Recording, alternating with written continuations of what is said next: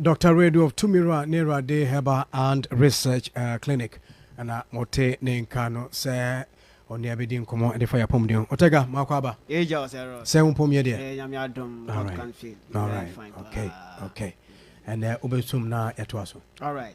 Jebeso Wahana Edification to Ajimedine so light television Vision 93.5 light FM 94.9. Yabasha 7 I say Eddie Emmanuel Agyemang Badu Nika or no former player the Macrobia Kumase Asante Kotoko and a fade the Black Star Song and Agyemang Badu Edinko and come up after the Gaka top 4. Now Ajingo Diatuja say Osha team Kumasi Asante Kotoko. Wabo pay name team Kotoko no we play beer or say or they are different mentality and I was told about commercial Asante Kotoko. A new players, every team to take Kotoko, you need different character and mentality. Your team no strong, and the supporters are very demanding. Until when coming to Kotoko, you need different mentality, different character. Until they need to know, player, you need to know. Now, start right back, and I know a new player that he was the best player of the game. Shaibu is fantastic player. Nipana was counting Kotoko as all woman a plus. And he also a new player, but he showcased strength, courage, mentality, and a composure. And you need a different mentality. Let's say a free coach, and then you say free supporters about so. The new boys here, you test your market or more ready for Africa. No, the players also need to adapt. And you be a coaching corner because the coach can select the team to whatever it wants. But on the playing ground, coaching in Kano, you need to have a different mentality as well and play for Kotoko and help the coach. Coach now, you need to better or they will start match. What are you going to do to appreciate the coach in also? Agyemang Badu Nikanika ana yete nekana jingo ani ebisa ne se ohwe Kumase Asante Kotoko obo play Libya basopa Shaibu Abubakar no na yene ntia se Kotoko 4 person mu terminate Johnson upon Owusu ne contract twetwe na also this as a good idea say obasan player on see kan competitive league match bia en former Kotoko na opam ne ni ana. I can't speak about it because I don't train with him and a player contract, he could be say entirely about performance. You might never know. Maybe there's a lot to it here. And no much. Say performance also so coaching Akofano or scouting team Akofana. If they feel he's not fit for Kotoko at this moment, I don't have any problem. Coach, management idea to they will take decisions near the team. No. So after carefully witnessing him, training with him, be with him in camp, if they think he's not better for Kotoko now, I have nothing to say about it. Ajigo Kotoko go post no so emunya betesa pressure dem pa omakofa Aziz Adare ba na so abrante nye binda ana Kamara Mohammed ya ana bia go post him say Goliath boy ya gba adam ne saso obo anandam ngrem bebi na true na so abrante modern pa ko ni Adare nan kasa no o so asi players ni two players na goalkeepers na se na o si hu man kasa. Kamara have really helped us, but the composure, the body language, and the communication is a problem. Since the coach in the bit working on that, and now I'm feeling say the team guy now work on the post in the manner. We will support them. We just need a good resource and a very good goalkeeper. That is all. Vision 93.5 light. FM 94.9 the light television journey social media and also light TV GH and then Vision 93.5 FFR thoughts and comments back and kind it to me at the my face seminar and a good go ever now Agyemang Badu see coach Massive Didi Dramani has coach you know or she share Juma pa no munya with for coach now or the has Badu Odis has folk no. Let me tell you a fact. House of folk, the kind of team Didi build yama so munya botremano na ni opevia moyemano na the sad discipline is abo where mo boy e colleague no the spirit of house of folk no is back to the team. Enye Kotoko match no ko ma show mo match training na. When was the last time we say house for elusu 2-0 no more back abetitika ni na. It's been a while. Yeah. So the coach have really done it. It's a good thing na say omo building so far since ni na bo mo modern. We any insema Emmanuel Agyemang Badu Nikanika Eddie Etuja na edaso Kotoko akachine de Albert Amua Agogo anadodo na Eddie Efrem former Kwabi Berebu United Accra Great Olympics usina kan Edema Kotoko mprempre na Agogo dia tuja say ne enugwase emfata eye otumfo na namokra into mo champions nyame otoma kwesi de ni wo moni Gold Stars League champions bebo ni or dance park no wo mun kodi agrokra wo be mia mo ho so mo so betumi ewini ekruwa no. From our past game with them, we got a lot of chances. So we are just going to work on goal scoring so that the chances that we get, we'll just be able to score them. In a game, there's lose, draw, and win. This time around, we have lost one, and we are not going to repeat it again. We are going to work hard, and as I was saying, do like some a little bit works on our finishing, so that we'll be, because we are creating chances. It's not like we are not creating, so we are going to work on that and just score them. Say sportsman, this is what you said. Oh, I have won this, I have won this, I have won that. So I'll be very happy to also get that trophy. I'll just tell them that this is just the beginning, and they should come to support us. And without them, we can't. So they should come in their numbers and support us. We any insama abet amwa edi etu echanso eho na yedra kumase wa yebremu awa brankase eho ana the unity oil boys nation safety ebuto ye na nation say pure greater Accra omo ya ahosiesie so kra ahead of new season ye best start is say nyame automa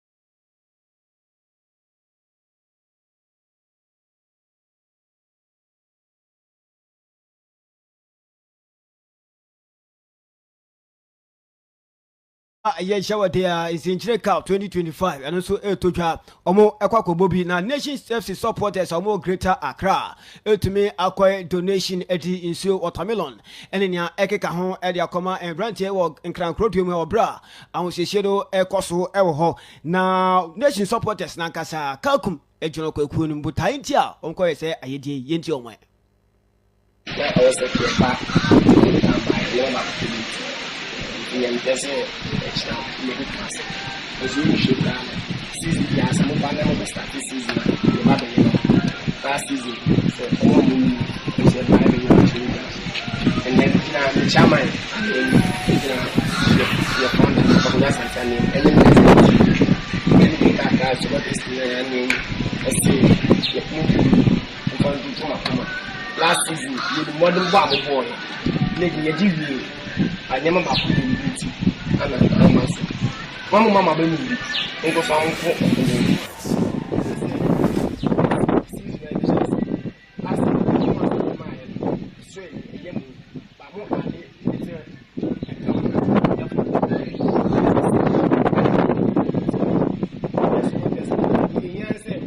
and it's the point. I will be one points. Some Nations FC supporters no anamo ye adoye ediama omo players no na kwamboache champion 3 ojiremu ewo players no anemu eda nation supporters omo Greater Accra no ase players no team ni na no Adama se ko wa so sama be ya initial it was also Mochikana no national boost your confidence and make you the juma so ya bwabwa ya we make sure say the year juma don say ya this yes we know be a person the team need to say cap no be say gia e be work hard say cap no be team ya ji ile team no ya da mo say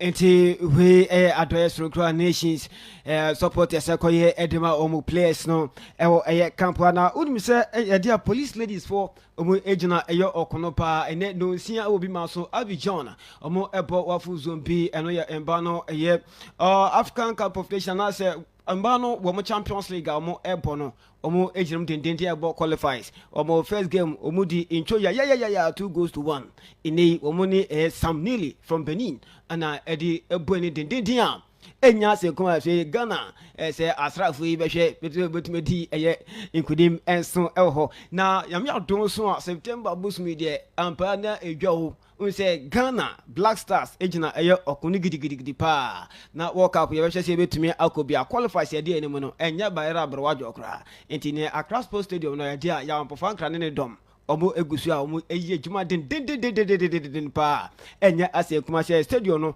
ebetumi aye suitable na Ghana etirima no dufunu o chiricha no dufunu team bi obebia na Ghana dufunu rough na yetumi qualify etumi akopie mu ase na Yusuf Chilsa enso former Asante Kotoko player ni o legend ankasa o dia tudwa so expect Utuado send the first level no Oma ne nko ho na beboa ama Ghana consistency na yejuma ama nkunim dey betumi aboa na Ghana to qualify akwa World Cup.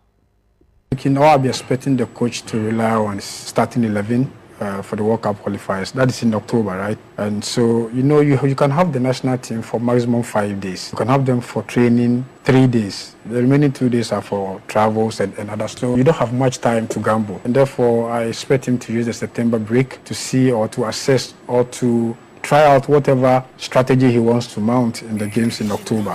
So I expect him to go all out.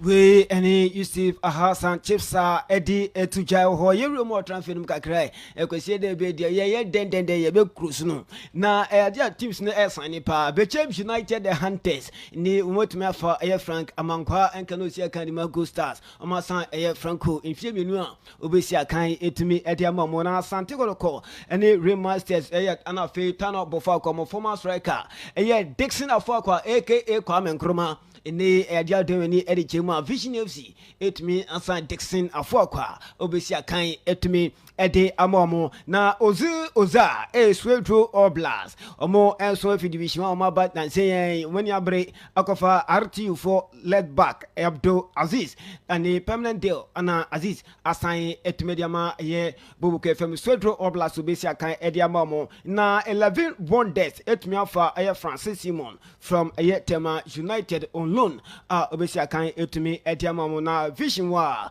omo asan former Lagos Cities omo goalkeeper feno Kwame Aziz onso be down atenenum etumi ede amamo Mark Dennis Early Doche enso adwane eye 11 wonders on 2-year deal a former player edema eye so Atraman FC yambobiem ana ne advantage de so Atrambo bi ono de onye nyi yankrancho babo a teso benya offer ewo eye amono ne ente transfer deal no emu ayehie pa enye asenkoma kra enso ewo honomo na Insenchire Cup baso Paul Kwesi ayaba aye organizer ebisan botainti a Insenchire Cup yi organize na fobia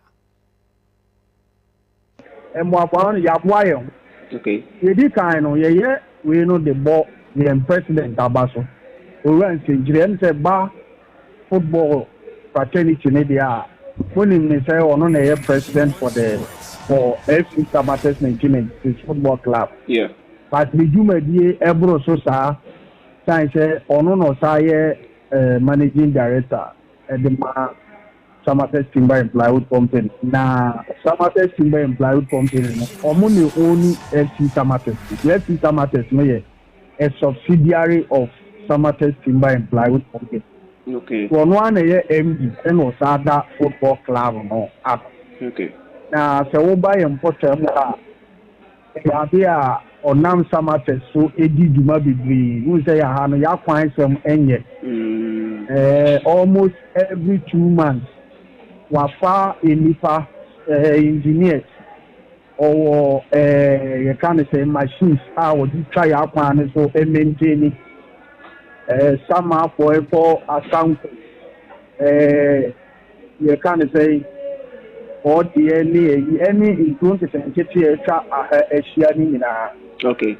I feel so there hospital, some of the referral hospital upon full clinic Okay. Some of the school population number 1,500. Okay. And no matter free scholarship because and no matter free na or nam a Samates company so yeah.